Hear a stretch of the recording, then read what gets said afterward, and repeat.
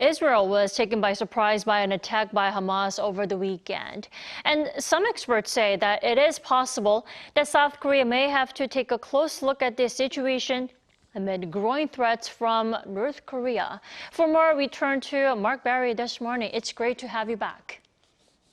Yes, thank you for having me, and good morning.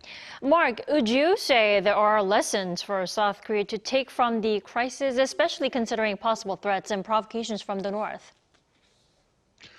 You know, there are tactical lessons, but I think the most important is that much as Israel and its presence in the Levant of the Middle East, there's quite a bit of similarity to Korea's position, which is that it is bordered not only by North Korea, but bordering the peninsula is Russia and China, and across the Tsushima Straits is Japan.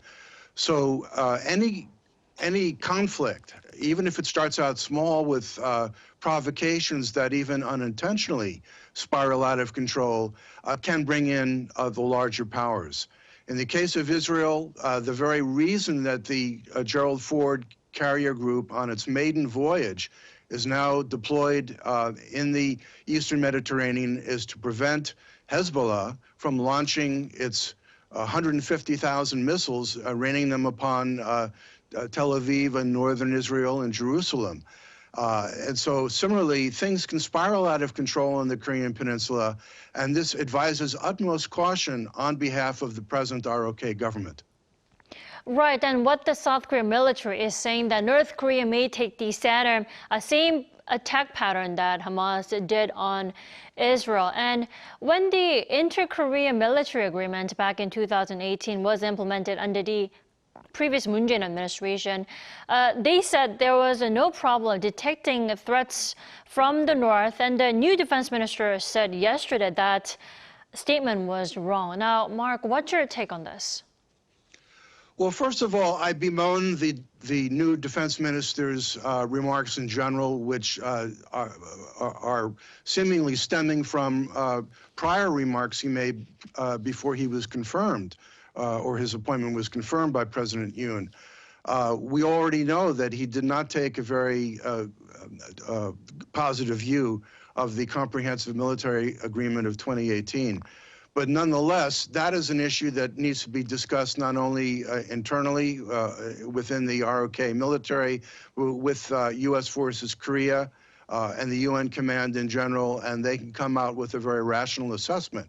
However, my own opinion as a North Korea analyst is that any action to roll back the CMA of 2018, whether it's a suspension or an abrogation of the agreement, will be an excuse for North Korea to raise or ratchet up the tensions, and everyone will be sorry that occurred. Furthermore, I would also caution very respectfully to the new defense minister that his comments about lack of certain aerial surveillance by Israel over Gaza is something that did not come from any conversation that he may have had with Israeli Defense Minister Gallant, but is just a conclusion probably of his own ministry and perhaps information he received from the Israeli embassy, and it's not helpful. It's much better to be silent and to be supportive of Israel in a very difficult situation, even though the Israelis themselves recognize that they helped get themselves in this mess due to policies of the current government when it took office in January. Sure, then let's say, well, not let's say, he is pushing, the new defense minister is pushing for the suspension of the 2018 military agreement. Then why a suspension, not a termination? Well, from the North Korean point of view, they'll be identical. So to me, it's not a matter of the particular word usage or the nuance. North Koreans don't deal, as you know, in nuance. Right. They're very much overt and you know, raising the temperature as high as they can over the smallest thing. So my feeling is that, unfortunately, this, from my vantage point here in the States, is that this looks like it's an issue that's heating up that has more relevance to domestic politics, in particular legislative elections that will be held next March. and less to do with the overall disposition of forces. The most important thing actually to be said is the fortuitousness of the USS Ronald Reagan currently in exercises with Korea and Japan off the coast of Jeju, which will then dock in port on Thursday. And it was not something that was a spur-of-the-moment decision. It was just a fortuitous deployment. But to me, that's the most important thing, to reassure the ROK public and to make sure that the temperatures on the peninsula do not rise. And it's a demonstration of the fact that the United States, in collaboration with its ROK allies, can handle any contingency that may arise on the Korean peninsula.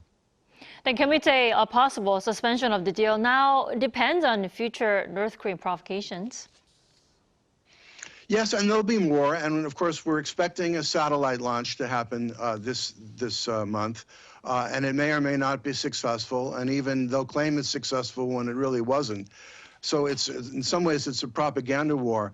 But the most important thing is to realize that because Kim Jong-un went to Russia last month and met with Putin at the Cosmodrome and toured Air Force bases and munitions factories and so forth, this is a whole new ballgame, because it's a way of showing for North Korea to China that it's not under China's thumb. It has more room for maneuver. And frankly, Putin wants a distraction from Ukraine. He knows that there's a problem right now, and the U.S. supplying munitions to Ukraine. It was not part of the stopgap funding bill that was approved by Congress the other week. And so it's a serious issue, and he would love to see North Korea commit mischief on the peninsula. And he could very well have implied to Kim Jong-un that I'll have your back, even though he probably won't. So this is why the situation must not be clouded and obfuscated with careless remarks. And I just caution everyone to keep cool-headed and keep the alliance relationship as tight as possible, and let actions speak louder than words. Right. Lots of diplomatic developments are expected this month and also next month. Let's see how that goes. All right, Mark, thank you so much, as always, for your insight. We appreciate it. Thank you very much.